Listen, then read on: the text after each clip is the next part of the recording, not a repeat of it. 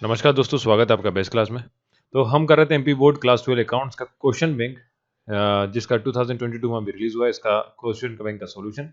और आज के जो चैप्टर हम करेंगे वो 7, 8, 9, 10, 11 एंड 12, मतलब कि सारे का सारा जो बचा हुआ रिमेनिंग पार्ट है अकाउंट्स के क्वेश्चन बैंक का, वो कंप्लीट कर लेंगे। तो मैं सारे ऑब्जेक्टिव एक ही वीडियो में अभी, तो इसलिए वीडियो थोड़ा लेंथी हो सकता है, आप लोग पूरा देखना। ये चैप्टर्स के नाम जो है वो है accounting for share capital and debenture. ये 7, 8 है आपकी शिवलाल की बुक के अकॉर्डिंग, है ना। मैं शिवलाल की बुक के अकॉर्डिंग बता रहा हूँ। क्वेश्चन बैंक में एक ही दिया हुआ है, इसलिए मैंने साथ में नाम लिख दिया। फाइनेंशियल स्टेटमेंट एंड एनालिसिस ये दिया 10th, 9th and 10th book में। और accounting ratio and cash flow statement ये दिया आपका 11th एंड 12th। तो इसी वीडियो में सारा आपका जो क्वेश्चन बैंक है वो कंप्लीट हो जाएगा, है ना। इसके बाद मैं आपको दूसरे वीडियोस जो रिमेनिंग क्वेश्चंस हैं या चैप्टर्स बचे हुए हैं उसके चैप्टर्स के सॉल्यूशन प्रोवाइड कर दूंगा, और इकोनॉमिक्स का भी क्वेश्चन बैंक प्रोवाइड कर दूंगा। आप मुझसे टेलीग्राम पे जुड़ सकते हैं। टेलीग्राम पे जुड़ने के लिए मैंने लिंक नीचे दी रखी है, और इंस्टाग्राम पे भी जुड़ सकते हैं, जहाँ पे आप मैं अपडेट वगैरह डालता हूँ तो उसको आपको पता चलता रहेगा। चलिए करते हैं क्वेश्चन बैंक का सॉल्यूशन। आते हैं अपने क्वेश्चन बैंक पे। तो कुछ इस तरह से आपको दिखने वाला है आपका क्वेश्चन बैंक। तो इसमें हम स्क्रॉल करके नीचे आएंगे, तो नीचे आपको चैप्टर नंबर जाना है, चैप्टर 7 और 8। मैंने 7, 8 के नाम दे दिए बुक के अकॉर्डिंग ही, है ना। तो 3, 4, देन ये आया आपका 5, 6 का वीडियो डाल दिया है। आपने पिछले वीडियो नहीं देखे तो आप देख सकते हैं, प्लेलिस्ट मैंने उसकी बना दी। तो चैप्टर 7 एंड 8 जिसका नाम है accounting for share capital,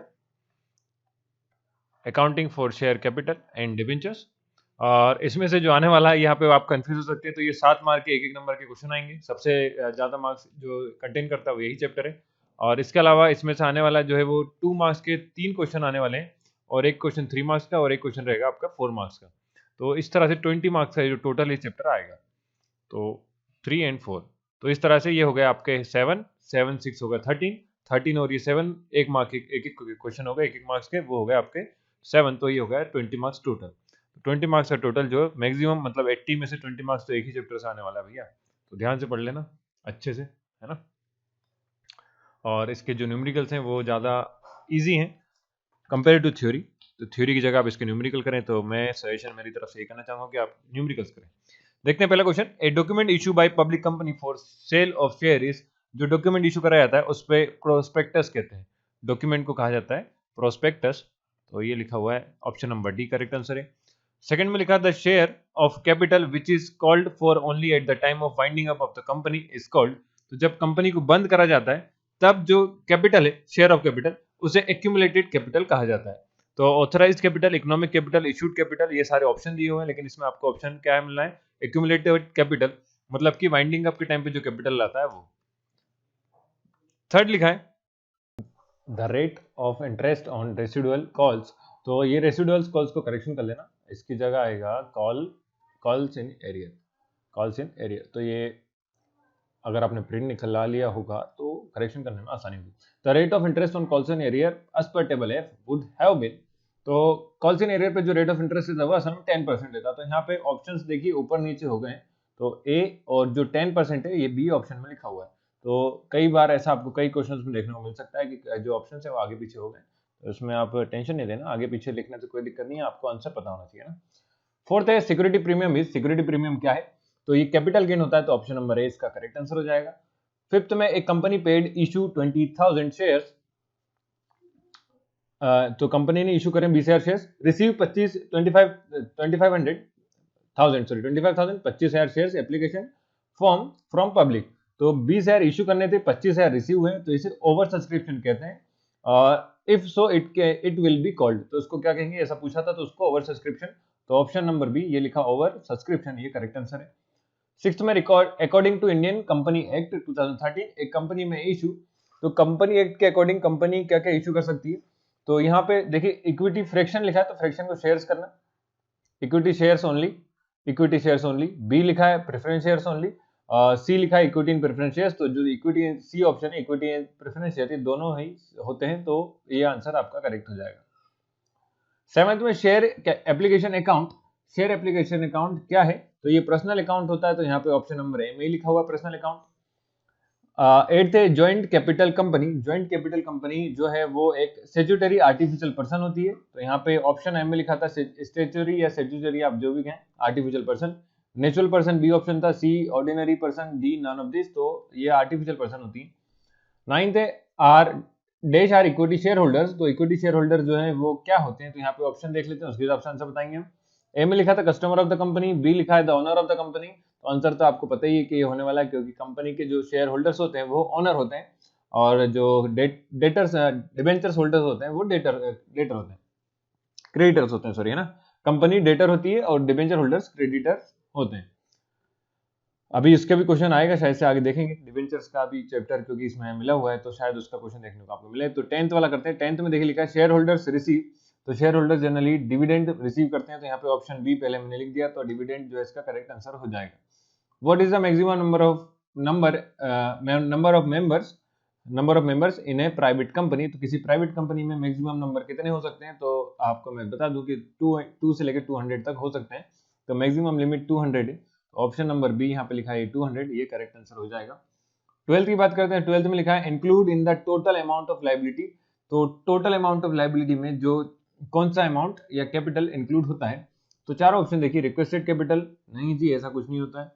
authorised capital है क्या, इशूड कैपिटल या पेड अप कैपिटल। तो पेड अप कैपिटल इंक्लूड होता है, तो ये पेड अप कैपिटल आपका करेक्ट आंसर हो जाना है। 13th चलिए आ ही गया फाइनली।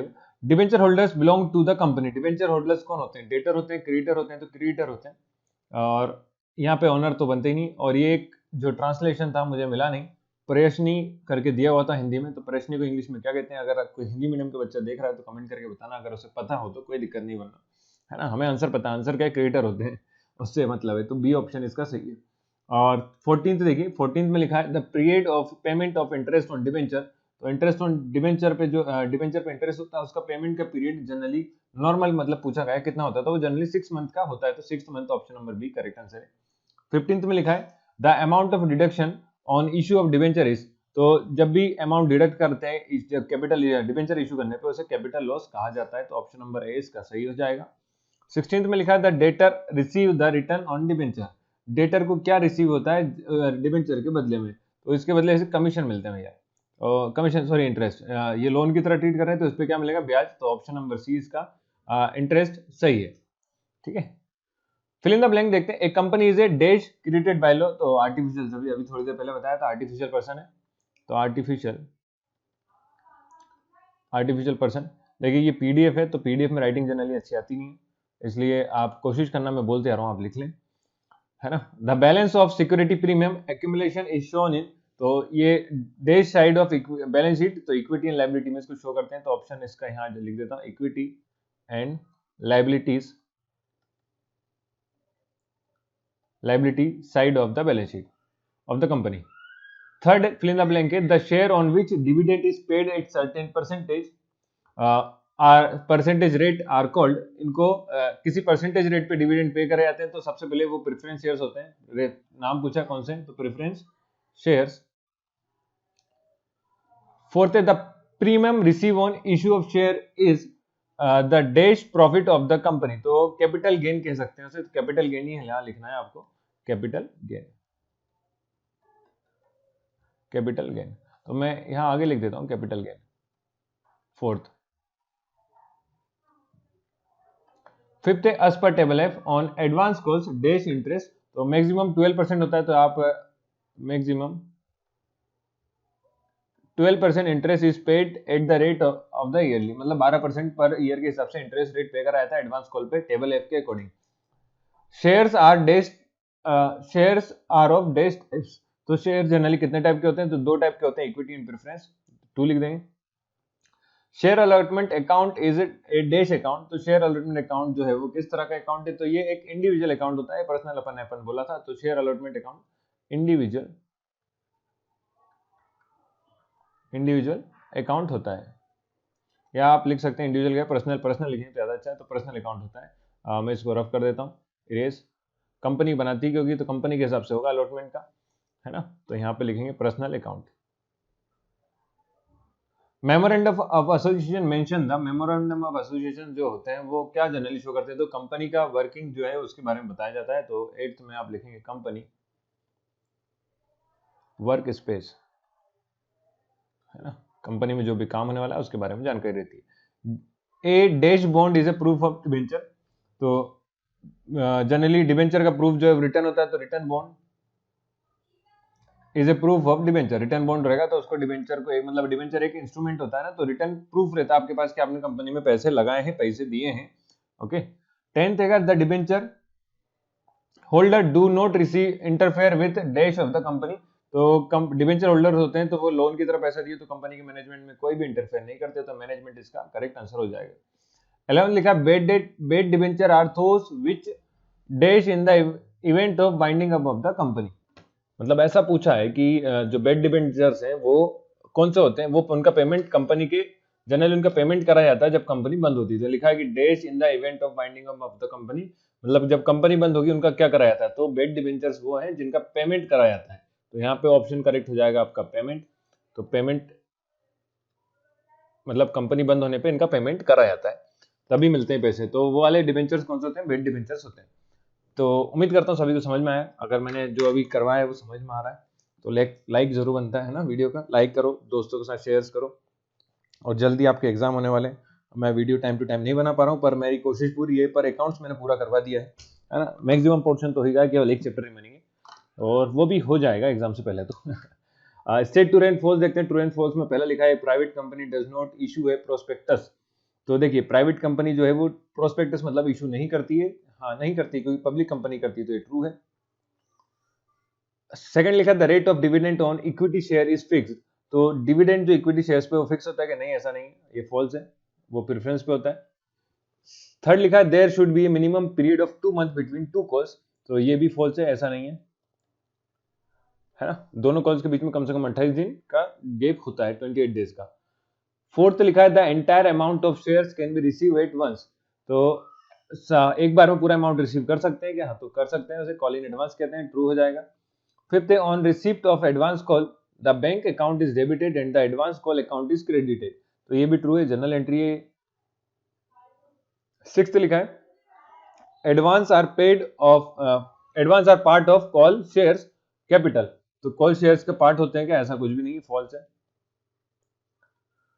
सेवंथ है share holder are entitled to receive dividend on advance demand, तो एडवांस डिमांड पे उनको आपको शेयर्स क्या कहते हैं डिविडेंड मिल सकता है कि नहीं मिल सकता, क्योंकि शेयर्स की वैल्यू के हिसाब से उनको डिविडेंड दिया जा सकता है, तो फ्यूचर किसी ने नहीं देखा कि प्रॉफिट होगा ही होगा कि नहीं होगा, इसलिए फॉल्स है। एट्थ लिखा है registration of joint capital company mandatory, की कराना जरूरी है या नहीं है, तो ज्वाइंट कैपिटल कंपनी है तो मैंडेटरी मतलब कि हाँ है, तो ट्रू हो जाएगा। Ninth mortgage debenture are called secured debentures, तो ये भी सही है, मोर्टेज मतलब कि गिरवी रखे हुए जो इसमें आपने कुछ ना कुछ एसेट्स गिरवी रखे जाते हैं वो डिबेंचर्स आपके सिक्योर्ड डिबेंचर कहलाते हैं। 10th interest is paid on debentures only in case of profit, तो जो इंटरेस्ट है वो केवल कैश में पे कराया था कि नहीं, ये फॉल्स है, ऐसा कुछ नहीं होता है। 11th debenture holders are not member of a company, तो ट्रू नहीं होते, डिबेंचर होल्डर शेयर होल्डर्स होते हैं कंपनी के मेंबर। और 12th है debenture holder have the right to vote in the general meeting of the company, तो false, ये राइट इनके पास नहीं होता, ये केवल शेयर होल्डर्स के पास होता है। अगर आप डिफरेंस पढ़ेंगे तो ये सारे क्वेश्चंस आप आराम से कर सकते हैं, ज्यादा कठिन नहीं है। 11th इसके बाद मैच द राइट पेयर, मतलब मैच द कॉलम। पहला है एक्यूमुलेटेड कैपिटल, तो एक्यूमुलेटेड जो कैपिटल है वो कहाँ होता है, तो जनरली देखिए मतलब कि जब कंपनी बंद होगी उस टाइम पे जो पैसा होता है तो यहाँ पे आएगा on the winding of the company, E option जो है इसका पहला आंसर हो जाएगा, तो मैं आगे नंबर लिख रहा हूँ केवल 1 2 3 ऐसा लिखेंगे ना। अनसर्टेन रेट ऑफ डिविडेंड, तो अनसर्टेन रेट ऑफ डिविडेंड वो है ट्रांसफर बाय डिलीवरी के अकॉर्डिंग किया जाता है, जब भी मतलब ट्रांसफर कराएगा डिलीवरी के अकॉर्डिंग, तो ये सेकंड हो जाएगा। तीसरा काउंसलर लिमिट रूल, तो ये काउंसलर लिमिट रूल नहीं है, यहाँ पे थोड़ा सा करेक्शन कर लेना, तो करेक्शन ये है कि जो अपन ने सेकंड वाला लगाया था वो गलत है, ऐसा नहीं है ना, अभी थोड़ी देर में आपको समझ में जाएगा थोड़ी देर देखें। काउंसलर लिमिट रूल का मैं कह रहा था, ये मेमोरेंडम ऑफ एसोसिएशन है, तो मेमोरेंडम ऑफ एसोसिएशन मतलब एमओए, यहाँ पे करेक्शन क्या करना है, मेमोरेंडम ऑफ एसोसिएशन या एमओए कहते हैं जैसे, तो कंपनी आपने सुना होगा कई बार अखबार अगर आप न्यूज़पेपर पढ़ते हैं, तो हमारी कंट्री ने दूसरे के साथ एक एमओए साइन किया है, तो एमओए साइन किया मतलब डील करी गई है, तो यहाँ पे एमओए या मेमोरेंडम ऑफ एसोसिएशन है ना, एमओए, तो एमओए लिखा है 3 में, तो ये foundation stone of a company होता है, तो यहाँ 3 वाला हो जाएगा। सेकंड की बात करते हैं अनसर्टेन रेट ऑफ डिविडेंड, तो जनरली ये इक्विटी शेयर्स में होता है, तो ऑप्शन नंबर जी दिया हुआ है आपको इक्विटी शेयर्स, तो ये सेकंड वाला है। तो फर्स्ट सेकंड थर्ड हो गया। फोर्थ देखिए, फोर्थ के लिए कलर चेंज कर लेते हैं अपन। फोर्थ लिखा है ऑथराइज्ड कैपिटल, तो ऑथराइज्ड कैपिटल जो है वो रजिस्टर्ड कैपिटल भी होता है, तो ऑप्शन नंबर बी इसका हो जाएगा, ऑप्शन नंबर बी। फिफ्थ है ओवर सब्सक्रिप्शन, तो ओवर सब्सक्रिप्शन क्या होता है उसके लिए आपको देखना पड़ेगा। जब आपको मतलब मैंने देखा कि जब आपको समझ नहीं आ रहा हो तो इसमें से आपको एक आध पॉइंट को छोड़ो तो बाद में देखेंगे। Fifth over subscription, authorise capital तो कर दिया था हमने फोर्थ तरफ, ओवर सब्सक्रिप्शन हमें मिल नहीं रहा है तो थोड़ी देर से देखेंगे। Fix rate of dividend, sixth वाला देखिए फिक्स रेट ऑफ डिविडेंड, तो इसका आपको मिल जाएगा, प्रेफरेंस शेयर्स में होता है तो ये सिक्स्थ हो जाएगा, प्रेफरेंस शेयर में फिक्स रेट ऑफ डिविडेंड दिया था। Dash of the ordinary debt, तो ऑर्डिनरी डेट पे आपको क्या मिलेगा, तो ऑर्डिनरी डेट पे जनरली रीपेमेंट कराया जाता है at the will of the company, will of the company के अकॉर्डिंग, तो ये सेवंथ हो जाएगा। एट्थ लिखा इक्विटी शेयर होल्डर, तो इक्विटी शेयर होल्डर जो है वो ओनर होते हैं, तो ऑप्शन नंबर डी हो जाएगा यहाँ पे एट्थ का।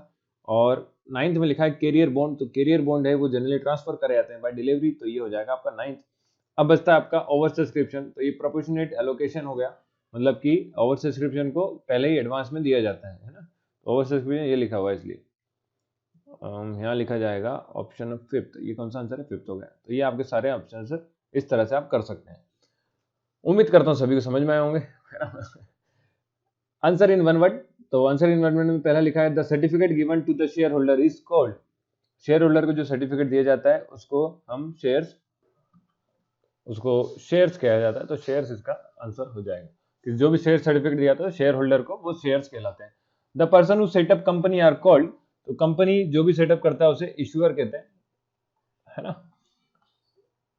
थर्ड लिखा है issue of share at the price higher than the face value is called, तो issue of share at premium, issue of share at premium, premium पे इशू करने शेयर को जब भी हम करते हैं तो इस तरह का कहते हैं, फेस वैल्यू से ज्यादा पे उसको अगर इशू कर रहे हैं तो प्रीमियम पे करना कहते हैं।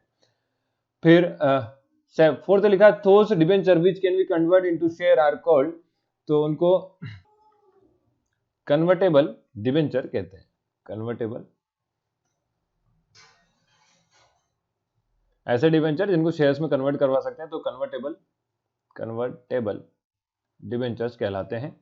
और डिबेंचर्स, और आखिरी the instrument issue for long term loan are called, तो जो लॉन्ग टर्म लोन की तरह इंस्ट्रूमेंट इशू कराए जाते हैं उन्हें डिबेंचर कहा जाता है, तो कॉल्ड डिबेंचर्स। तो इस तरह से आपके ये सारे वन वर्ड्स भी होते हैं। वेरी शॉर्ट क्वेश्चंस, और शॉर्ट क्वेश्चंस आप लोग कर लीजिएगा, पीडीएफ डाउनलोड कर लेना, मैंने लिंक में डिस्क्रिप्शन में दे रखी है, वहां से भी डाउनलोड कर सकते हैं, या आप मुझसे टेलीग्राम पे, ये टेलीग्राम चैनल की लिंक है, इस पे भी जुड़ सकते हैं। अगर आप ये डॉट लिख रहे हैं लिंक, तो ये लिंक आप क्रोम में जाके टाइप करेंगे तो मिलेगा, वरना आप मुझे डायरेक्ट बेस्ट क्लासेस के नाम से सर्च कर सकते हैं टेलीग्राम पे, तो भी मिल जाऊंगा। अगर इतना परेशान नहीं होना तो भैया लिंक डिस्क्रिप्शन में दी है, वहां से डायरेक्ट ज्वाइन कर लीजिए, कोई दिक्कत नहीं है ना। चलिए देखते हैं सेकंड है आपके चैप्टर 9 पार्ट 2 का, मतलब पार्ट 2 आपके एनसीईआरटी के अकॉर्डिंग है, एनसीईआरटी के अकॉर्डिंग ये पार्ट 2 है, और इसमें चैप्टर 9, 10 ये शिवलाल की बुक के अकॉर्डिंग होता है ना। तो शिवलाल की बुक के अकॉर्डिंग चैप्टर 9 और 10, फिर भी कंफ्यूजन है तो चैप्टर का नाम है financial statement of a company and analysis of financial statement. इससे आपको आने वाला है 12 मार्क्स का। 12 मार्क्स में से आप जनरली जो ज्यादातर आपसे पूछे जाना हिस्सा है वो है आपके 5 तो क्वेश्चन आएंगे, 5 नहीं 4 4 4 3 7 क्वेश्चन आएंगे 1 मार्क्स के, एक क्वेश्चन आएगा 2 मार्क्स का, एक क्वेश्चन आएगा 3 मार्क्स का। इसी वजह से मैंने इसका मैथमेटिकल जो आपका न्यूमेरिकल्स का सॉल्यूशन है ना, अर्थमेटिकल सॉल्यूशंस हैं जो न्यूमेरिकल्स के, वो नहीं डाले हैं, अपलोड अभी तक नहीं करें, यही कारण था और कुछ नहीं, पर अब मैं कर दूंगा क्योंकि अकाउंट्स का सॉल्यूशन हो चुका है, तो इसके बाद हम उसी का डालेंगे, है ना। तो पहला ऑब्जेक्टिव है the current liability and provision in the balance sheet of a company shawl be shown in the dash head, तो इसको किस हेडिंग के अंदर दिखाया जाता है ऐसा बोला है, तो सन्नी डेटर्स में उसको शो करते हैं, तो ऑप्शन नंबर ए इसका करेक्ट आंसर है। सेकंड रीड करते हैं, dash is the intangible assets, तो इंटेंजिबल एसेट्स सभी को पता है, शुरू से पढ़ते आ रहे हैं, वो आपका गुडविल को कहा जाता है, तो option number B correct answer है। थर्ड लिखा इंटेंजिबल एसेट्स इज, मतलब इंटेंजिबल एसेट तो गुडविल हो गया, टेंजिबल एसेट पूछा, तो टेंजिबल एसेट्स ऐसे कहते हैं जिसको हम छू सकते हैं, देख सकते हैं, तो वो आपकी जमीन हो गई, ऑप्शन नंबर डी में लिखा हुआ है लैंड। फोर्थ क्वेश्चन पे आते हैं, fixed assets is, fixed assets क्या है, तो फिक्स्ड एसेट्स एक, ये देखिए यहाँ पे है ना, यहाँ पे हिंदी कन्वर्जन हो नहीं पाया है, तो यहाँ लिखा हुआ है कैश डेटर, कैश इन है बैंक, और भूमि भवन मतलब कि बिल्डिंग था ये, है ना, बिल्डिंग इंग्लिश में आप लिखें तो बिल्डिंग होगा, और हिंदी मीडियम वालों को तो भूमि भवन समझ में आएगा, तो फिक्स्ड एसेट्स होते हैं, तो ऑप्शन नंबर डी इसका करेक्ट आंसर है, यही बिल्डिंग लिख लेना इसको करेक्ट करके। फिफ्थ है involve dash involve in the interpretation of the financial statement is, तो फाइनेंशियल स्टेटमेंट की इंटरप्रिटेशन में जो मतलब की जरूरत होती है वो क्या होती है ना। जरूरत मतलब कि आप जब के पास फाइनेंशियल स्टेटमेंट दिया जाता है तो उससे आप क्या क्या कर सकते हैं, वो से फाइनेंशियल स्टेटमेंट के एनालिसिस कहते हैं जनरली ना। तो वहां से आप क्या कर सकते हैं, देखिए वहां से आप क्रिटिक्स निकाल सकते हैं, एनालिसिस कर सकते हैं, कंक्लूजन मतलब संविधान निकाल सकते हैं, समाधान जो भी ये दिक्कतें हैं, अगर कंपनी लॉस में है तो उसको प्रॉफिट में ला सकते हैं, या आपने देखा कि वहां पे और भी कोई दिक्कत है उसको आप सोल्यूशन ढूंढ सकते हैं, मतलब है ना। बी ऑप्शन में लिखा है कंपैरिजन एंड ट्रेंड स्टडी कर सकते हैं, तो कंपैरिजन कर सकते हैं। हाँ, तो हम ये सारी चीजें कर सकते हैं फाइनेंशियल स्टेटमेंट से, तो ऑप्शन नंबर डी लिखा है ऑल द अबव, ये सारी चीजें हम कर सकते हैं। ये थोड़ा सा सोचने वाला क्वेश्चन था, अच्छा क्वेश्चन है। सिक्स्थ और सेवंथ के बीच में स्पेस नहीं दे पाए तो चलिए सिक्स्थ देखते हैं। Comparison of financial statement indicate which trend of the business, अगर आप उसको कंपेयर कर रहे हैं तो आपको क्या बताता है, तो ऑप्शन में दिए हुए पहला प्रॉफिटेबिलिटी, सी दिया है performance and efficiency, be financial position, तो कंपेयर करने से हमें प्रॉफिटेबिलिटी पता चलती है कि हाँ पिछले साल से कंपेयर करा, तो परफॉर्मेंस एफिशिएंसी भी बोलती है कि पहले कितना प्रोडक्शन हो रहा था अभी कितना प्रोडक्शन हो रहा है, फाइनेंशियल पोजीशन तो पता चलती है। तो ऑप्शन नंबर डी इसका लिखा था ऑल द अबव, ये इसका करेक्ट आंसर हो जाएगा, तो ऑल द अबव इसका जो टिक लगा देता हूं ये आपका करेक्ट आंसर है। सेवंथ में लिखा will increase the net profit, क्या इंक्रीज करता है नेट प्रॉफिट को, तो वो ऑपरेटिंग इनकम, इसमें ऑप्शन नंबर सी दिया हुआ है, देखो ऑपरेटिंग एक्सपेंस है तो खर्चा ही है, नॉन ऑपरेटिंग एक्सपेंस ये भी नहीं है, तो ऑपरेटिंग एक्सपेंस इनकम जो आपका ऑप्शन नंबर सी है ये आपका करेक्ट आंसर हो जाएगा, ऑप्शन नंबर सी। एट से लिखा था the cost of production will remain unchange due to the change in, तो जो कॉस्ट ऑफ प्रोडक्शन था वो कब नहीं बदलती, तो पहला सेल से वेजेस, रिटर्न इनवर्ड, फ्यूल या सेल्स एक्सपेंस की वजह से, तो कॉस्ट ऑफ प्रोडक्शन जो चेंज नहीं होती वो सेल्स एक्सपेंस की वजह से नहीं बदलती है, ऑप्शन नंबर डी इसका करेक्ट आंसर है। फिल इन द ब्लैंक में पहला है कि comparative statement are also called, तो कंपैरेटिव और स्टेटमेंट को हॉरिजॉन्टल एनालिसिस कहते हैं। ये चैप्टर के अभी न्यूमेरिकल्स में करवाने वाला हूँ, तो आपको और अच्छे से क्लियर हो जाएगा हॉरिजॉन्टल एनालिसिस क्या होता है और वर्टिकल एनालिसिस क्या होता है। तो इसको समझ लीजिए कि अभी कंपैरेटिव स्टेटमेंट को केवल हॉरिजॉन्टल एनालिसिस कहते हैं। सेकंड है common side statement are also called, तो कॉमन साइड स्टेटमेंट को वर्टिकल एनालिसिस कहा जाता है। दूसरा नाम द्वितीय है ना, पहले जमाने चलता था जैसे विक्रमादित्य वन, विक्रमादित्य द्वितीय, विक्रमादित्य तृतीय, ऐसा चलता था। अभी ये नाम ऐसा मतलब इनके भी नाम अलग अलग है, तो कॉमन कंपैरेटिव को दे दिया हॉरिजॉन्टल, कॉमन साइड को कह दिया वर्टिकल एनालिसिस, आपको याद करना है भैया, इतना काम है आपका। थर्ड लिखा dividend paid in the middle of any financial year is known as, तो इंटरिम डिविडेंड कहा जाता है, बीच में देना है ना dividend. Fourth the proposed dividend for the current year is include in the dash liability, तो कॉन्टीजेंट लायबिलिटीज में उसको इंक्लूड करते हैं, कॉन्टीजेंट या फिर कॉन्टीजेंट लायबिलिटी लिखें काफी। फिफ्थ है financial statement content dash information, तो फाइनेंशियल स्टेटमेंट में मनी इंफॉर्मेशन होती है, तो मॉनेटरी इंफॉर्मेशन इंक्लूड होती हैं। Dash is shown in the balance sheet by deducting fixed asset, तो फिक्स्ड एसेट में से हम क्या माइनस करते हैं, तो आपने पढ़ा हो क्लास 11th में गलती से, पर मैं भूल गया कि आप कोरोना बैच के हैं, तो यहाँ पे डेप्रिसिएशन आएगा, डेप्रिसिएशन को फिक्स्ड एसेट से माइनस करा जाता है, तो कोई दिक्कत नहीं है, समझ जाएंगे, बैलेंस शीट का फॉर्मेट पढ़ेंगे तो आराम से समझ में आएगा।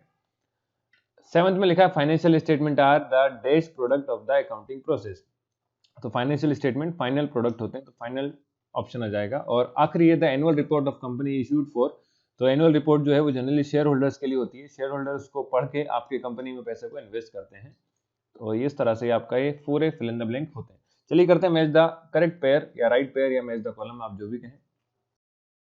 The rate of interest on residual calls, तो ये रेसिडुअल कॉल्स को करेक्शन कर लेना, इसकी जगह आएगा कॉल्स इन एरियर, तो ये अगर आपने प्रिंट निकलवा लिया होगा तो करेक्शन करने में आसानी होगी। The rate of interest on calls in arrear as per table F would have been, तो कॉल्स इन एरियर पे जो रेट ऑफ इंटरेस्ट देता है असल में 10% देता, तो यहाँ पे ऑप्शंस देखिए ऊपर नीचे हो गए हैं, तो ए और जो 10% है ये बी ऑप्शन में लिखा हुआ है, तो कई बार ऐसा आपको कई क्वेश्चंस में देखने को मिल सकता है कि जो ऑप्शन है वो आगे पीछे हो गए, तो उसमें आप टेंशन नहीं लेना, आगे पीछे लिखने से कोई दिक्कत नहीं है, आपको आंसर पता होना चाहिए ना। फोर्थ है security premium is, security premium क्या है, तो ये कैपिटल गेन होता है, तो ऑप्शन नंबर ए इसका करेक्ट आंसर हो जाएगा। फिफ्थ में एक company paid issue 20,000 shares,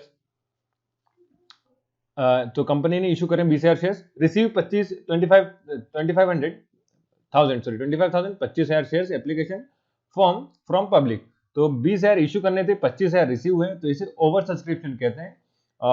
if so it will be called, तो उसको क्या कहेंगे, ऐसा पूछा था तो उसको ओवर सब्सक्रिप्शन। तो ऑप्शन नंबर बी ये लिखा ओवर सब्सक्रिप्शन, ये करेक्ट आंसर है। सिक्स्थ में record according to Indian company act 2013, एक कंपनी में इशू, तो कंपनी एक्ट के अकॉर्डिंग कंपनी क्या क्या इशू कर सकती है।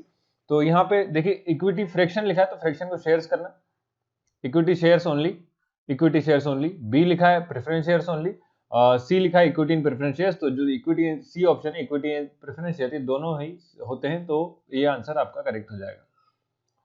सेवंथ में share application account, share application account क्या है, तो ये पर्सनल अकाउंट होता है, तो यहाँ पे ऑप्शन नंबर ए में लिखा हुआ पर्सनल अकाउंट। एट्थ है joint capital company, joint capital company जो है वो एक स्टैट्यूटरी आर्टिफिशियल पर्सन होती है, तो यहाँ पे ऑप्शन एम में लिखा था स्टैट्यूटरी या स्टैट्यूटरी, आप जो भी कहें, artificial person. Natural person B option था, C ordinary person D none of this, तो ये आर्टिफिशियल पर्सन होती है। नाइन्थ है are dash are equity share holders, तो इक्विटी शेयर होल्डर जो है वो क्या होते हैं, तो यहाँ पे ऑप्शन देख लेते हैं, उसके हिसाब से आंसर बताएंगे हम। ए में लिखा था customer of the company, B लिखा है the owner of the company, तो आंसर तो आपको पता ही है कि ये होने वाला है, क्योंकि कंपनी के जो शेयर होल्डर्स होते हैं वो ओनर होते हैं, और जो डेटर्स डिबेंचर्स होल्डर्स होते हैं वो डेटर होते हैं, क्रेडिटर्स होते हैं, सॉरी, है ना। कंपनी डेटर होती है और डिबेंचर होल्डर्स क्रेडिटर्स होते हैं। अभी इसका भी क्वेश्चन आएगा, शायद से आगे देखेंगे डिबेंचर्स का भी चैप्टर, क्योंकि इसमें मिला हुआ है, तो शायद उसका क्वेश्चन देखने को आपको मिले। तो 10th वाला करते हैं। 10th में देखिए लिखा है शेयर होल्डर्स रिसीव, तो share holders generally dividend receive करते हैं, तो यहाँ पे ऑप्शन बी पहले मैंने लिख दिया, तो डिविडेंड जो है इसका करेक्ट आंसर हो जाएगा। What is the maximum number of members in A private company, तो किसी प्राइवेट कंपनी में मैक्सिमम नंबर कितने हो सकते हैं, तो आपको मैं बता दूं कि 2 से लेकर 200 तक हो सकते हैं, तो मैक्सिमम लिमिट 200 है। ऑप्शन नंबर बी यहाँ पे लिखा है 200, ये करेक्ट आंसर हो जाएगा। 12th की बात करते हैं। 12th में लिखा है include in the total amount of liability, तो टोटल अमाउंट ऑफ लाइबिलिटी में जो कौन सा अमाउंट या कैपिटल इंक्लूड होता है, तो चारों ऑप्शन देखिए, रिक्वेस्टेड कैपिटल नहीं जी, ऐसा कुछ नहीं होता है। ऑथराइज्ड कैपिटल है क्या, इशूड कैपिटल या पेड अप कैपिटल, तो पेड अप कैपिटल इंक्लूड होता है, तो ये पेड अप कैपिटल आपका करेक्ट आंसर हो जाना है। 13th चलिए आ ही गया finally. Debenture holders belong to the company, debenture holders कौन होते हैं, डेटर होते हैं, क्रेडिटर होते हैं, तो क्रेडिटर होते हैं, और यहाँ पे ऑनर तो बनते ही नहीं। और ये एक जो ट्रांसलेशन था मुझे मिला नहीं, प्रेषणी करके दिया हुआ था हिंदी में, तो प्रेषणी को इंग्लिश में क्या कहते हैं, अगर कोई हिंदी मीडियम का बच्चा देख रहा है तो कमेंट करके बताना, अगर उसे पता हो तो कोई दिक्कत नहीं, वरना है ना हमें आंसर पता, आंसर क्या क्रिएटर होते हैं, उससे मतलब है, तो बी ऑप्शन इसका सही है। और 14th देखिए, 14th में लिखा है the period of payment of interest on debenture, तो इंटरेस्ट ऑन डिबेंचर पे जो डिबेंचर पे इंटरेस्ट होता है उसका पेमेंट का पीरियड जनरली नॉर्मल मतलब पूछा गया कितना होता है, तो वो जनरली 6 मंथ का होता है, तो 6th month option number B correct answer है। 15th में लिखा है the amount of deduction on issue of debenture is, तो जब भी अमाउंट डिडक्ट करते हैं कैपिटल डिबेंचर इशू करने पे उसे कैपिटल लॉस कहा जाता है, तो ऑप्शन नंबर ए इसका सही हो जाएगा। 16th में लिखा है the debtor receive the return on debenture, debtor को क्या रिसीव होता है डिबेंचर के बदले में, तो इसके बदले से कमीशन मिलते हैं भैया, कमीशन सॉरी इंटरेस्ट, ये लोन की तरह ट्रीट कर रहे हैं, तो इस पर क्या मिलेगा, ब्याज, तो ऑप्शन नंबर सी इसका इंटरेस्ट सही है। ठीक है, फिल इन द ब्लैंक देखते हैं। एक company is a dash created by law, तो आर्टिफिशियल, अभी थोड़ी देर पहले बताया था आर्टिफिशियल पर्सन है, तो आर्टिफिशियल पर्सन। देखिए ये पीडीएफ है, तो पीडीएफ में राइटिंग जनरली अच्छी आती नहीं है, इसलिए आप कोशिश करना, मैं बोलते आ रहा हूँ आप लिख लें, है ना। The balance of security premium accumulation is shown इन, तो ये dash side of balance sheet, तो इक्विटी एंड लायबिलिटी में इसको शो करते हैं, तो ऑप्शन इसका यहाँ लिख देता हूँ, equity and liability side of the balance sheet of the company. Third fill in the blank है the share on which dividend is paid at certain percentage rate are called, इनको किसी परसेंटेज रेट पे dividend pay करे जाते हैं, तो सबसे पहले वो प्रेफरेंस शेयर्स होते हैं, नाम पूछा कौन से, तो प्रेफरेंस शेयर्स। फोर्थ है the premium receive on issue of share is the dash profit of the company, तो कैपिटल गेन कह सकते हैं उसे, तो कैपिटल गेन ही यहां लिखना है आपको, कैपिटल गेन, तो मैं यहां आगे लिख देता हूं कैपिटल गेन। फोर्थ। फिफ्थ है as per table F on advance calls dash interest, तो मैक्सिमम 12% होता है, तो आप maximum 12% interest is paid at the rate of the yearly, मतलब 12% पर ईयर के हिसाब से इंटरेस्ट रेट पे करा जाता है एडवांस कॉल पे, टेबल एफ के according. Shares are dash shares are of dash types. तो शेयर जनरली कितने टाइप के होते हैं? तो दो टाइप के होते हैं, इक्विटी एंड प्रेफरेंस। टू लिख देंगे। Share allotment account is a dash account. तो शेयर अलॉटमेंट अकाउंट जो है वो किस तरह का अकाउंट है? तो ये एक इंडिविजुअल अकाउंट होता है, पर्सनल अपन बोला था। तो share allotment account individual account होता है, या आप लिख सकते हैं इंडिविजुअल का पर्सनल लिखें तो ज़्यादा अच्छा है। तो पर्सनल अकाउंट होता है। मैं इसको रफ कर देता हूँ, इरेज। कंपनी बनाती है क्योंकि, तो कंपनी के हिसाब से होगा अलॉटमेंट का, है ना। तो यहाँ पे लिखेंगे personal account. Memorandum of association mention the. Memorandum of association जो होते हैं वो क्या जनरली शो करते हैं? तो कंपनी का वर्किंग जो है उसके बारे में बताया जाता है। तो 8th में आप लिखेंगे कंपनी वर्क स्पेस, है ना। कंपनी में जो भी काम होने वाला है उसके बारे में जानकारी रहती है। A dash bond is a proof of debenture. तो जनरली डिबेंचर का प्रूफ जो है रिटर्न होता है। तो return bond is a proof of debenture. Return bond रहेगा तो उसको डिबेंचर को, मतलब डिबेंचर एक इंस्ट्रूमेंट होता है ना, तो रिटर्न प्रूफ रहता है आपके पास कि आपने कंपनी में पैसे लगाए हैं, पैसे दिए हैं। ओके। 10th है the debenture holder do not receive interfere with dash of the company. तो डिबेंचर होल्डर होते हैं तो वो लोन की तरह पैसा दिए तो कंपनी के मैनेजमेंट में कोई भी इंटरफेयर नहीं करते। तो मैनेजमेंट इसका करेक्ट आंसर हो जाएगा। 11 लिखा bad debenture are those which dash in the event of binding up of the company. मतलब ऐसा पूछा है कि जो बेड डिबेंचर्स हैं वो कौन से होते हैं? वो उनका पेमेंट कंपनी के, जनरली उनका पेमेंट कराया जाता है जब कंपनी बंद होती है। तो लिखा है कि dash in the event of binding of the company, मतलब जब कंपनी बंद होगी उनका क्या कराया जाता है? तो बेड डिबेंचर्स वो हैं जिनका पेमेंट कराया जाता है। तो यहाँ पे ऑप्शन करेक्ट हो जाएगा आपका पेमेंट।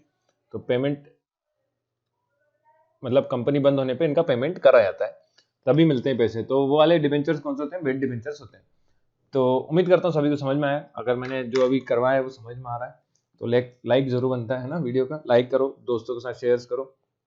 और जल्दी आपके एग्जाम होने वाले हैं। मैं वीडियो टाइम टू टाइम नहीं बना पा रहा हूँ, पर मेरी कोशिश पूरी है। पर अकाउंट्स मैंने पूरा करवा दिया है ना। मैक्सिमम पोर्शन तो ही गया, केवल एक चैप्टर ही बनेंगे और वो भी हो जाएगा एग्जाम से पहले। तो स्टेट ट्रू एंड फॉल्स देखते हैं। ट्रू एंड फॉल्स में पहला लिखा है private company does not issue A prospectus. तो देखिए प्राइवेट कंपनी जो है वो प्रोस्पेक्टस मतलब इशू नहीं करती है। हाँ नहीं करती, क्योंकि पब्लिक कंपनी करती है तो ये ट्रू है। सेकंड लिखा the rate of dividend on equity share is fixed. तो डिविडेंड जो इक्विटी शेयर्स पे वो फिक्स होता है कि नहीं? ऐसा नहीं, ये फॉल्स है, वो प्रेफरेंस पे होता है। थर्ड लिखा है there should be a minimum period of 2 month between two calls. तो ये भी फॉल्स है, ऐसा नहीं है ना। दोनों कॉल्स के बीच में कम से कम 28 दिन का गैप होता है, 28 डेज का। फोर्थ लिखा है the entire amount of shares can be receive at once. तो एक बार में पूरा अमाउंट रिसीव कर सकते हैं क्या? हाँ तो कर सकते हैं, उसे कॉल इन एडवांस कहते हैं, ट्रू हो जाएगा। फिफ्थ है on receipt of advance call the bank account is debited and the advance call account is credited. तो ये भी ट्रू है, जनरल एंट्री है। सिक्स्थ लिखा है advance are part of call shares capital. तो कॉल शेयर्स के पार्ट होते हैं क्या? ऐसा कुछ भी नहीं, फॉल्स है। सेवंथ है share holder are entitled to receive dividend on advance demand. तो एडवांस डिमांड पे उनको, आपको शेयर्स क्या कहते हैं, डिविडेंड मिल सकता है कि नहीं मिल सकता, क्योंकि शेयर्स की वैल्यू के हिसाब से उनको डिविडेंड दिया जा सकता है। तो फ्यूचर किसी ने नहीं देखा कि प्रॉफिट होगा ही होगा कि नहीं होगा, इसलिए फॉल्स है। एट्थ लिखा है registration of joint capital company mandatory, की कराना जरूरी है या नहीं है? तो ज्वाइंट कैपिटल कंपनी है तो मैंडेटरी मतलब कि हाँ है, तो ट्रू हो जाएगा। Ninth mortgage debenture are called secured debentures. तो ये भी सही है। मोर्टेज मतलब कि गिरवी रखे हुए, जो इसमें आपने कुछ ना कुछ एसेट्स गिरवी रखे जाते हैं, वो डिबेंचर्स आपके सिक्योर्ड डिबेंचर कहलाते हैं। 10th interest is paid on debentures only in case of profit. तो जो इंटरेस्ट है वो केवल कैश में पे कराया था कि नहीं? ये फॉल्स है, ऐसा कुछ नहीं होता है। 11th debenture holders are not member of a company. तो ट्रू नहीं होते, डिबेंचर होल्डर शेयर होल्डर्स होते हैं कंपनी के मेंबर। और 12th है debenture holder have the right to vote in the general meeting of the company. तो false, ये राइट इनके पास नहीं होता, ये केवल शेयर होल्डर्स के पास होता है। अगर आप डिफरेंस पढ़ेंगे तो ये सारे क्वेश्चंस आप आराम से कर सकते हैं, ज्यादा कठिन नहीं है। 11th इसके बाद मैच द राइट पेयर, मतलब मैच द कॉलम। पहला है एक्यूमुलेटेड कैपिटल। तो एक्यूमुलेटेड जो कैपिटल है वो कहाँ होता है? तो जनरली देखिए मतलब कि जब कंपनी बंद होगी उस टाइम पे जो पैसा होता है तो यहाँ पे आएगा on the winding of the company. E option जो है इसका पहला आंसर हो जाएगा। तो मैं आगे नंबर लिख रहा हूँ, केवल 1 2 3 ऐसा लिखेंगे ना। Uncertain rate of dividend. तो अनसर्टेन रेट ऑफ डिविडेंड वो है ट्रांसफर बाय डिलीवरी के अकॉर्डिंग किया जाता है, जब भी मतलब ट्रांसफर कराएगा डिलीवरी के अकॉर्डिंग, तो ये सेकंड हो जाएगा। तीसरा काउंसलर लिमिट रूल। तो ये काउंसलर लिमिट रूल नहीं है। यहाँ पे थोड़ा सा करेक्शन कर लेना। तो करेक्शन ये है कि जो अपन ने सेकंड वाला लगाया था वो गलत है, ऐसा नहीं है ना। अभी थोड़ी देर में आपको समझ में जाएगा। थोड़ी देर देखें। काउंसलर लिमिट रूल का मैं कह रहा था, ये मेमोरेंडम ऑफ एसोसिएशन है। तो मेमोरेंडम ऑफ एसोसिएशन मतलब MOA। यहाँ पे करेक्शन क्या करना है, मेमोरेंडम ऑफ एसोसिएशन या MOA कहते हैं जैसे। तो कंपनी, आपने सुना होगा कई बार अखबार वगैरह आप न्यूज़पेपर पढ़ते हैं, तो हमारी कंट्री ने दूसरे के साथ एक MOA साइन किया है। तो MOA साइन किया मतलब डील करी गई है। तो यहाँ पे MOA या मेमोरेंडम ऑफ एसोसिएशन है ना, MOA। तो MOA लिखा है 3 में। तो ये foundation stone of a company होता है, तो यहाँ 3 वाला हो जाएगा। सेकंड की बात करते हैं, अनसर्टेन रेट ऑफ डिविडेंड। तो जनरली ये इक्विटी शेयर्स में होता है, तो ऑप्शन नंबर जी दिया हुआ है आपको, इक्विटी शेयर्स। तो ये सेकंड वाला है। तो फर्स्ट सेकंड थर्ड हो गया। फोर्थ देखिए, फोर्थ के लिए कलर चेंज कर लेते हैं अपन। फोर्थ लिखा है ऑथराइज्ड कैपिटल। तो ऑथराइज्ड कैपिटल जो है वो रजिस्टर्ड कैपिटल भी होता है। तो ऑप्शन नंबर बी इसका हो जाएगा, ऑप्शन नंबर बी। फिफ्थ है ओवर सब्सक्रिप्शन। तो ओवर सब्सक्रिप्शन क्या होता है, उसके लिए आपको देखना पड़ेगा। जब आपको मतलब मैंने देखा कि जब आपको समझ नहीं आ रहा हो तो इसमें से आपको एक आध पॉइंट को छोड़ दो, बाद में देखेंगे। Fifth over subscription. Authorise capital तो कर दिया था हमने फोर्थ तरफ, ओवर सब्सक्रिप्शन हमें मिल नहीं रहा है, तो थोड़ी देर से देखेंगे। Fix rate of dividend, sixth वाला देखिए, फिक्स रेट ऑफ डिविडेंड। तो इसका आपको मिल जाएगा, प्रेफरेंस शेयर्स में होता है, तो ये सिक्स्थ हो जाएगा। प्रेफरेंस शेयर में फिक्स रेट ऑफ डिविडेंड दिया था। Dash of the ordinary debt. तो ऑर्डिनरी डेट पे आपको क्या मिलेगा, तो ऑर्डिनरी डेट पे जनरली रीपेमेंट कराया जाता है at the will of the company, will of the company के अकॉर्डिंग।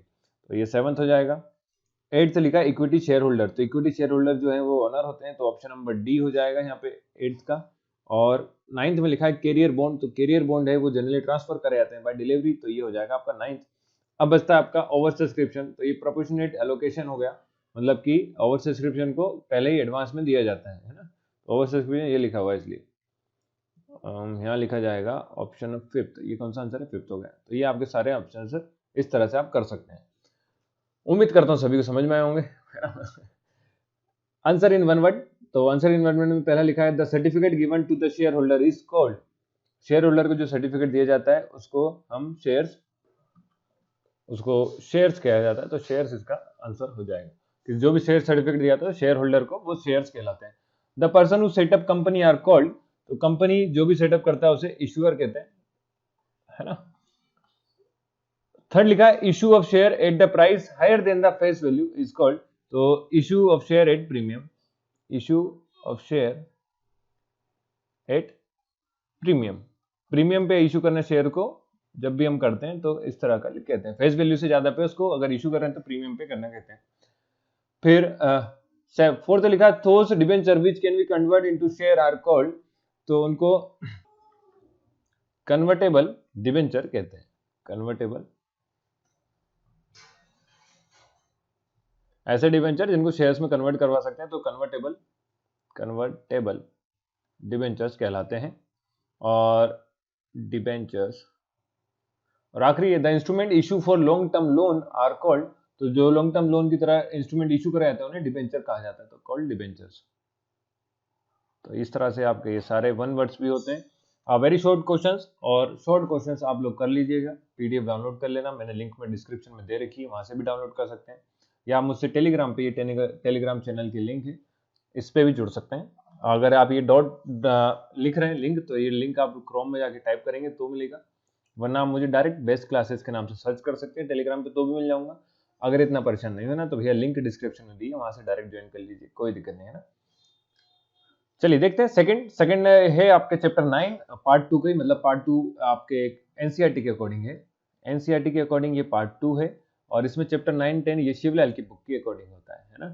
तो शिवलाल की बुक के अकॉर्डिंग चैप्टर 9 और 10। फिर भी कंफ्यूजन है तो चैप्टर का नाम है financial statement of a company and analysis of financial statement. इससे आपको आने वाला है 12 मार्क्स का।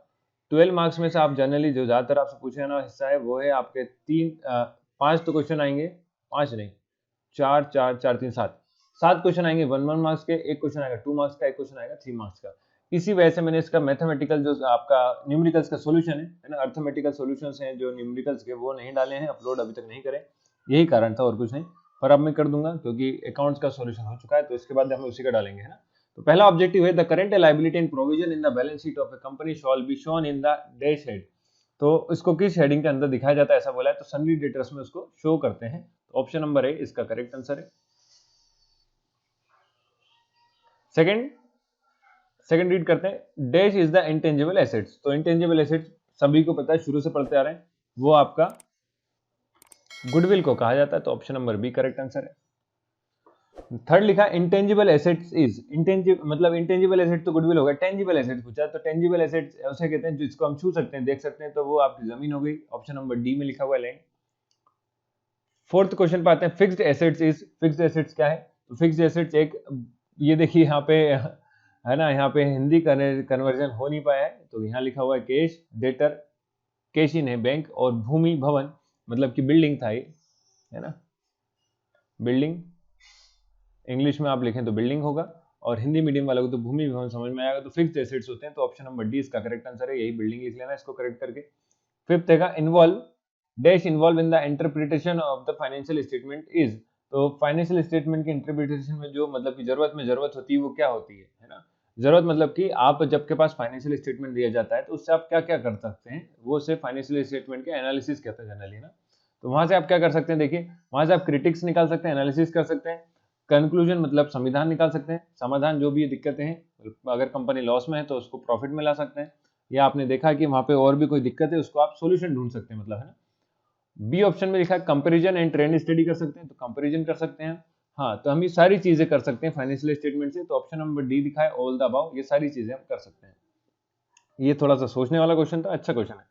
सिक्स्थ और सेवंथ के बीच में स्पेस नहीं दे पाए तो चलिए सिक्स्थ देखते हैं, comparison of financial statement indicate which trend of the business. अगर आप उसको कंपेयर कर रहे हैं तो आपको क्या बताता है, तो ऑप्शन में दिए हुए पहला प्रॉफिटेबिलिटी, सी दिया है performance and efficiency, be financial position. तो कंपेयर करने से हमें प्रॉफिटेबिलिटी पता चलती है कि हाँ पिछले साल से कंपेयर करा, तो परफॉर्मेंस एफिशिएंसी भी बोलती है कि पहले कितना प्रोडक्शन हो रहा था, अभी कितना प्रोडक्शन हो रहा है। फाइनेंशियल पोजीशन तो पता चलती है, तो ऑप्शन नंबर डी इसका लिखा था ऑल द अबव, ये इसका करेक्ट आंसर हो जाएगा। तो ऑल द अबव इसका जो मिट्टिक लगा देता हूँ, ये आपका करेक्ट आंसर है। सेवंथ में लिखा will increase the net profit, क्या इंक्रीज करता है नेट प्रॉफिट को, तो वो ऑपरेटिंग इनकम, इसमें ऑप्शन नंबर सी दिया हुआ है, देखो ऑपरेटिंग एक्सपेंस है तो खर्चा ही है, नॉन ऑपरेटिंग एक्सपेंस ये भी नहीं, तो ऑपरेटिंग एक्सपेंस इनकम जो आपका ऑप्शन नंबर सी है, ये आपका करेक्ट आंसर हो जाएगा, ऑप्शन नंबर सी। एट से लिखा था the cost of production will remain unchange due to the change in. तो जो कॉस्ट ऑफ प्रोडक्शन था वो कब नहीं बदलती, तो पहला सेल से वेजेस, रिटर्न इनवर्ड, फ्यूल या सेल्स एक्सपेंस की वजह से। तो कॉस्ट ऑफ प्रोडक्शन जो चेंज नहीं होती वो सेल्स एक्सपेंस की वजह से नहीं बदलती है, ऑप्शन नंबर डी इसका करेक्ट आंसर है। फिल इन द ब्लैंक में पहला है कि comparative statement are also called, तो कंपैरेटिव और स्टेटमेंट को हॉरिजॉन्टल एनालिसिस कहते हैं। ये चैप्टर के अभी न्यूमेरिकल्स में करवाने वाला हूँ, तो आपको और अच्छे से क्लियर हो जाएगा हॉरिजॉन्टल एनालिसिस क्या होता है और वर्टिकल एनालिसिस क्या होता है। तो इसको समझ लीजिए कि अभी कंपैरेटिव स्टेटमेंट को केवल हॉरिजॉन्टल एनालिसिस कहते हैं। सेकेंड है common side statement are also called, तो कॉमन साइड स्टेटमेंट को वर्टिकल एनालिसिस कहा जाता है। दूसरा नाम द्वितीय, है ना, पहले जमाने चलता था जैसे विक्रमादित्य वन, विक्रमादित्य द्वितीय, विक्रमादित्य तृतीय, ऐसा चलता था। अभी ये नाम ऐसा, मतलब इनके भी नाम अलग अलग है, तो कॉमन कंपैरेटिव को दे दिया हॉरिजॉन्टल, कॉमन साइड को कह दिया वर्टिकल एनालिसिस। आपको याद करना है भैया, इतना काम है आपका। थर्ड लिखा dividend paid in the middle of any financial year is known as, तो इंटरिम डिविडेंड कहा जाता है, बीच में देना है ना dividend. Fourth the proposed dividend for the current year is include in the dash liability, तो कॉन्टीजेंट लायबिलिटीज में उसको इंक्लूड करते हैं, कॉन्टीजेंट या फिर कॉन्टीजेंट लायबिलिटी लिखें काफी। फिफ्थ है financial statement content dash information, तो फाइनेंशियल स्टेटमेंट में मनी इंफॉर्मेशन होती है, तो मॉनेटरी इंफॉर्मेशन इंक्लूड होती हैं। Dash is shown in the balance sheet by deducting fixed asset, तो फिक्स्ड एसेट में से हम क्या माइनस करते हैं, तो आपने पढ़ा हो क्लास 11th में गलती से, पर मैं भूल गया कि आप कोरोना बैच के हैं, तो यहाँ पे डेप्रिसिएशन आएगा, डेप्रिसिएशन को फिक्स्ड एसेट से माइनस करा जाता है, तो कोई दिक्कत नहीं है, समझ जाएंगे, बैलेंस शीट का फॉर्मेट पढ़ेंगे तो आराम से समझ में आएगा। सेवंथ में लिखा है financial statement are the dash product of the accounting process, तो फाइनेंशियल स्टेटमेंट फाइनल प्रोडक्ट होते हैं, तो फाइनल ऑप्शन आ जाएगा। और आखिरी है the annual report of company issued for, तो एनुअल रिपोर्ट जो है वो जनरली शेयर होल्डर्स के लिए होती है, शेयर होल्डर्स को पढ़ के आपके कंपनी में पैसे को इन्वेस्ट करते हैं। तो इस तरह से आपका ये पूरे फिल इन द ब्लैंक होते हैं। चलिए करते हैं मैच द करेक्ट पेयर या राइट पेयर या मैच द कॉलम, आप जो भी कहें। तो मैं ये पीडीएफ क्लोज करके ओपन करने में जो लिखा हुआ था सब चले गया है, तो उम्मीद कर रहा हूँ आप लोगों ने लिख लिया होगा, नहीं लिख पाए तो वीडियो को पीछे करके आप लिख सकते हैं ना। तो मेक द राइट पेयर जो हम कर रहे थे, उसमें पहला है जनरल रिजर्व है। तो जनरल रिजर्व जनरली कहाँ होता है, तो ये एक्यूमुलेशन या फिर आपको सरप्लस को शो करता है। तो पहले का ये, इसका आगे नंबर लिख देता हूँ, ये पहला नंबर का हो जाएगा सी। सेकंड है बिजनेस लाइबिलिटीज। बिजनेस की जो लाइबिलिटीज है वो सन्ड्री क्रेडिटर्स के लिए होती है, तो ये सेकंड नंबर का हो जाएगा। लगातार इसके बाद दिया हुआ है व्हीकल। व्हीकल आपका एसेट्स है, तो कैसे एसेट्स है, इसका 3 का है, फिक्स एसेट लिखा हुआ है देखिए, तो ये थर्ड वाला हो जाएगा। Financial analysis of several years. तो फाइनेंशियल एनालिसिस जो होता है सेवरल ईयर्स का, उसको हॉरिजॉन्टल एनालिसिस कहते हैं। तो हॉरिजॉन्टल एनालिसिस मैंने अभी थोड़ी देर पहले ऊपर लिखवाया था आपको, तो हॉरिजॉन्टल एनालिसिस ये हो जाएगा फोर्थ। फिफ्थ है analysis of good of a period. किसी भी एक पीरियड का एनालिसिस करने को क्या कहा जाता है, तो उसको टॉप एनालिसिस कहेंगे, तो फिफ्थ का ही हो जाएगा बी। ये हो गया पांचवा। और लेक ऑफ क्वालिटेटिव एनालिसिस, तो ये लिमिटेशंस ऑफ फाइनेंशियल स्टेटमेंट्स होते हैं, तो ये हो जाएगा सिक्स्थ नंबर का, सिक्स्थ। ठीक है, तो इस तरह से करने थे। चलिए करते हैं अब स्टेट ट्रू एंड फॉल्स। तो ट्रू एंड फॉल्स तो बहुत सिंपल से हैं, ज्यादा कठिन नहीं है। पहला है asset that can be converted into cash during the year are called current assets. तो सही है, ऐसा होता है ना। That amount of demand which remain unpaid even after asking for it from the share holder is called unpaid demand. तो ये भी ट्रू है। Current liabilities is settle within 12 month. तो हाँ जी सही है, करंट लाइबिलिटीज हैं तो वो एक साल के अंदर सेटल हो जाएंगी, तो ये भी ट्रू है। Fourth capital is shown in the balance sheet, ये भी ट्रू है ना। यहाँ पे TRUE, देखिए ये मैंने ट्रांसलेशन करा है। मैं आपको एक बात बताता हूँ, ये ट्रांसलेशन है तो इसमें बहुत सी जगह स्पेलिंग मिस्टेक या ट्रांसलेशन मिस्टेक हो सकती है, क्योंकि ये जो हिंदी गवर्नमेंट ने रिलीज करा वो हिंदी में करा, हमने इसको इंग्लिश में करा है ना आपके लिए। तो आपको अगर कहीं पे ऐसा लगता है कि कुछ करेक्शन की जरूरत है, तो आप उसको करेक्शन कर लीजिए, वरना जो मुझे करेक्शन मिल रहे हैं वो मैं करवाते जा रहा हूँ, है ना। तो okay, the share holders are actual owner of the company. तो हाँ जी ये भी सही होता है, सही बात है। An increase in the amount, sixth लिखा है, an increase in the amount of gross profit indicate an increase in the profitability। ये भी सही बात है भैया, तो ये सभी ट्रू है वैसे तो। कम देखते हैं फॉल्स कौन सा है। सेवंथ लिखा है comparison of financial statement indicate the future growth trend of the business. तो ये भी सही है, हाँ जी शो करता है। और एट्थ में लिखा है an increase in the cost of production without increasing sales lead to increase in the amount of profit. तो ऐसा नहीं है कि अगर कॉस्ट ऑफ प्रोडक्शन बढ़ रहा है तो प्रॉफिट कैसे बढ़ सकता है, ये तो फॉल्स हो गया, है ना। लिखा है देखो increase in the cost of production without increasing sales. अगर सेल्स नहीं बढ़ रही है, आप केवल कॉस्ट खर्चा बढ़ा रहे हैं सॉरी, तो आपका क्या बढ़ रहा है, सिर्फ और सिर्फ प्रॉफिट नहीं बढ़ेगा। तो यहाँ पे लिखा है ये प्रॉफिट बढ़ता है, तो ये फॉल्स हो जाएगा, ऐसा तो नहीं है। तो आपको पढ़ देखिए करने का तरीका ये है कि आप स्टेटमेंट पढ़ो, स्टेटमेंट पढ़ने के बाद आपको लगता है कि स्टेटमेंट सही लिखा है तो वो ट्रू है, नहीं लगता स्टेटमेंट गलत लिखा है तो वो फॉल्स होता है, तो ये फॉल्स हो जाएगा इस तरह से।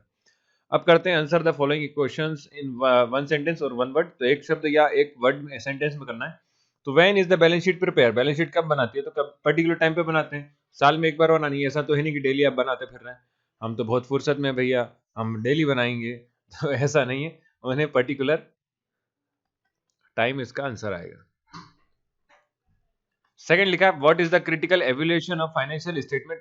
तो जो स्टेटमेंट का एनालिसिस करते हैं उसे फाइनेंशियल एनालिसिस बोला जाएगा, फाइनेंशियल एनालिसिस। थर्ड है the financial need of which period should not be made from current sources. तो करंट सोर्स कौन से, तो वो प्रोडक्शन कॉस्ट जब इंक्रीज करते हैं तो वो नीड नहीं हो पाती। तो यहाँ पे हम इसका आंसर लिखेंगे, देखिए किस तरह से, production cost will increase the financial need of which period should not be meet from current sources. तो हाँ जी फाइनेंशियल सोर्स की जो नीड है वो कौन सी क्वेश्चन नहीं होती नीड, तो प्रोडक्शन कॉस्ट विल इंक्रीज। तो क्या होगा, आपका प्रोडक्शन कॉस्ट बढ़ेगी और कुछ नहीं। What is the effect of payment of higher wages on the cost of production. तो देखिए क्या इफेक्ट पड़ेगा हायर पेमेंट करने से कॉस्ट ऑफ प्रोडक्शन का, तो ये देखिए ये क्या होता है लॉन्ग टर्म। देखिए what is the effect of payment, तो इफेक्ट जो है वो पेमेंट का वो लॉन्ग टर्म के लिए होता है। तो किसके लिए होगा, तो यहाँ पे payment of higher wages on the cost of production. अगर कॉस्ट ऑफ प्रोडक्शन में जो वेजेस है वो आप ज्यादा दे रहे हैं तो इसका इफेक्ट जो है वो लंबे टाइम तक देखने को मिल सकता है, तो लॉन्ग टर्म तक इसका इफेक्ट रहेगा, तो लॉन्ग टर्म इसका आंसर हो जाएगा। और फिफ्थ है, ये फोर्थ का आंसर है लॉन्ग टर्म, है ना। ये इसलिए मैं कलर चेंज करके करके लिख रहा हूँ बार बार, तो आपको समझ में जाएगा। फिफ्थ लिखा है which detail analysis is also known as the component percentage analysis. तो परसेंटेज एनालिसिस जो है वो कॉमन साइज स्टेटमेंट में होता है, तो इसका कॉमन फिफ्थ वाला हो जाएगा, कॉमन साइज स्टेटमेंट। और आखिरी क्वेश्चन है फिफ्थ, ये थोड़ा सा आईएमपी मेरे हिसाब से। At what point is total cost consider equal to total sales. तो टोटल खर्चा जो आपका वो टोटल सेल्स के बराबर होता है, उस पॉइंट को कहा जाता है break even point. Break even point. Okay, तो इस तरह से आपको करने थे ये चैप्टर के वेरी शॉर्ट्स, और क्वेश्चंस आप लोग कर लेंगे ऐसा मैं उम्मीद करके चल रहा हूँ। और नहीं बन रहे हैं तो मैं इसकी न्यूमेरिकल भी करवाऊंगा, तब आपको अच्छे से क्लियर हो जाएंगे सारे के सारे, है ना। ज़्यादा कठिन नहीं है, सिंपल से हैं। तो आते हैं अपन 11th और 12th के जो क्वेश्चन है, ऑब्जेक्टिव्स हैं सारे के सारे, उन पे आते हैं। पहला ऑब्जेक्टिव आपको लिखा हुआ है कि which of the following is a liquid asset. Liquid assets कौन सा है, तो इसका ऑप्शन आएगा डेटर्स। डेटर आपका लिक्विड एसेट्स है। इसके बाद सेकंड है the ideal current ratio is. Current ratio जो आइडल है वो आपका 2:1 होता है, तो बी ऑप्शन इसका सही है। थर्ड लिखा है the operating ratio is. Operating ratio आपका क्या है, तो ऑपरेटिंग रेशियो आपका प्रोफिटेबिलिटी रेशियो होता है। If the ratio is 2:5 and the amount of current liability is 25,000 then current assets कितने होंगे। तो करंट एसेट इसमें कैलकुलेट करना, चलिए करके दिखा देता हूं आपको।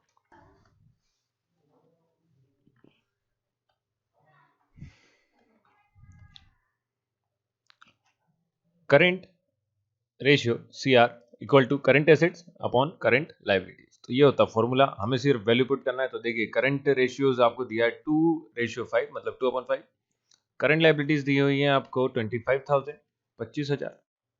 तो 25,000 जब क्रॉस मल्टीप्लाई में ऊपर ले जाएंगे तो ये हो जाएगा 2 × 25,000 डिवाइड बाय 5। ये आया करंट एसेट्स के इक्वल। तो करंट एसेट्स यहाँ से आप कैलकुलेट कर लेंगे, सिंपल सा 5 5 25, 5,000 और 5,000 × 2 हो जाएगा 10,000। तो 10,000 इसमें आपके फोर्थ क्वेश्चन में ऑप्शन नंबर ए में दिया है, तो option number A correct answer 10,000 आ जाएगा। फिफ्थ देखते हैं liquid. Liquid ratio is known as. Liquid ratio को क्या कहा जाता है, तो लिक्विड रेशियो को एसिड टेस्ट भी कहते हैं। ओके, ये शायद आपको पता नहीं हो, लेकिन आप लोग देखना इसको क्या कहते हैं, एसिड टेस्ट भी बोला जाता है। इसके बाद 6 से लिखा है कि compulsory preparation and submission of cash flow statement. तो जो ये कंपलसरी प्रिपरेशन और सबमिशन करना होता है कैश फ्लो स्टेटमेंट का, ये कहाँ करना होता है, फॉर प्राइवेट कंपनी है, फॉर फॉरेन कंपनीज होता है, या गवर्नमेंट कंपनीज के लिए होता है, या लिस्टेड कंपनी के लिए। तो cash flow statement generally listed company को करना होता है, जो कि आपके कहाँ लिस्टेड है, स्टॉक्स में या शेयर मार्केट में लिस्टेड होती है। Seven the cash flow statement. Cash flow is shown in the statement. Cash flow कहाँ शो कर जाता है, तो सेवंथ के देखिए यहाँ पे लिखा है stock of cash, use of cash. जो कैश फ्लो है वो स्टेटमेंट में क्या दिखाता है, स्टॉक ऑफ कैश दिखाता है या यूज ऑफ कैश दिखाता है। सेकंड दिखाता है बिजनेस का प्रॉफिट, तो प्रॉफिट तो नहीं बताता, प्रॉफिट एंड लॉस अकाउंट अलग बनता है। एसेट्स की बैलेंस शीट बनती है, इसमें भी नहीं दिखाता, और लायबिलिटीज भी नहीं दिखाता। तो स्टॉक ऑफ कैश बताता है, आपका ऑप्शन नंबर ए ही करेक्ट आंसर है सेवंथ का। एड्स में लिखा meaning of inflow of cash. Inflow मतलब होता है कैश का आना भैया। तो कैश आना मतलब यहाँ पे इंग्लिश में लिखा होगा कैश पेड या कैश रिसीव। तो कैश रिसीव आपका करेक्ट आंसर है। पेड मतलब जाना, इसको कहते हैं आउटफ्लो, और हमसे पूछा गया इनफ्लो, तो इनफ्लो को कैश रिसीव कहा जाता है। फिल इन द ब्लैंक में देखिए पहला liabilities pay in the year are called current. तो उसको करंट लायबिलिटी कहा जाता है। किसी भी एक साल के अंदर जब भी लायबिलिटी पे करी जाएंगी तो वो करंट लायबिलिटीज कहलाती हैं। सेकंड लिखा है ratio is a mathematical relation of one number with other number, या सेकंड नंबर आप कह सकते हैं, दूसरे नंबर से एक रिलेशन होता है, तो वो रिलेशन आपका रेशियो कहलाता है। करंट एसेट्स अपन करंट लायबिलिटीज, ये होता है करंट रेशियो। अभी मैंने फॉर्मूला दिखाया था आपको, कुछ लोड होने लग गया। करंट रेशियो, थोड़ी देर पहले ऑब्जेक्टिव भी करा हमने, और उससे रिलेटेड न्यूमेरिकल भी था। फोर्थ है cash flow statement include both inflow and outflow of cash, है ना। तो वो इसमें दोनों चीज होती है, आउटफ्लो भी होता है, इनफ्लो भी होता है कैश का। Debt equity ratio examine the solvency. तो मनी ट्री एग्जामिन करता है, पैसों की सॉल्वेंसी को बताता है कि पैसा फर्म के पास होने वाला है कि नहीं, कि डूब तो नहीं जाएगा भाई। तो डेट इक्विटी रेशियो निकलता है उससे। सिक्स्थ है property ratio shows the relation between owner's fund and net assets. तो ये नेट एसेट्स ओनरशिप फंड जो है आपका, या फिर कहीं शेयर होल्डर फंड है, उसका रेशियो को आपको बताता है कौन, प्रॉपर्टी रेशियो। तो नेट एसेट्स इसमें आ जाएगा। तो इस तरह से आपके सारे फिल इन द ब्लैंक हो गए। अब देखते हैं, हमें मेक द राइट पेयर दिया हुआ है। तो मेक द राइट पेयर में लिखा है पहला कि आइडियल लिक्विडिटी रेशियो जो होता है वो क्या है, तो 1:1 होता है। तो 1:1 आपके ऑप्शन नंबर डी में दिया है, तो ये पहला हो जाएगा। सेकंड है आइडियल इंटरेस्ट प्रोटेक्शन रेशियो। तो आइडियल प्रोटेक्शन रेशियो जो होता है वो 6 to 7 टाइम्स होता है। तो ऑप्शन नंबर ए इसका करेक्ट आंसर हो जाएगा, सेकंड वाला। थर्ड है operational action are. Operational action जो है वो इनकम जनरेटिंग एक्टिविटीज होती हैं, जैसे कि मतलब कि ऑपरेशन में हम क्या क्या एक्शन करते हैं, मतलब क्या क्या डिसीजन लेते हैं जिसके हिसाब से हमें प्रॉफिट हो सके। तो प्रॉफिट होने के लिए उसे कहते हैं इनकम जनरेटिंग एक्टिविटीज, तो ये ऑप्शन नंबर 3 हो जाएगा। और फोर्थ लिखा डेट इक्विटी रेशियो, तो डेट इक्विटी रेशियो जो है वो होता है आपका 1:2:1 या आइडियल रेशियो होता है ना। तो यहाँ आ जाएगा आपका ऑप्शन नंबर 4। तो इस तरह से ये सारे ऑब्जेक्टिव आपके 1 to चैप्टर 12 तक मैंने आपके करवा दिए अकाउंट्स के, है ना।